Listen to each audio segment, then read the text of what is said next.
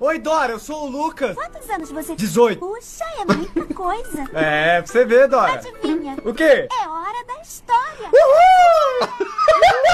Bora! De ler um livro muito legal. Um livro? Eu quero. Lê botas, lê botas. Tá na minha mochila. Eu preciso da sua ajuda. Você vai abrir a mochila pra eu poder ler pro Botas o grande livro vermelho? Não. Mochila, diga Não vou. mais alto. Mochila! Se precisar, sei que posso te ajudar. Então me dá um Porsche. Dora, precisa de um livro vermelho. Vamos procurar todos os livros vermelhos primeiro. Isso aqui é um livro vermelho? Não.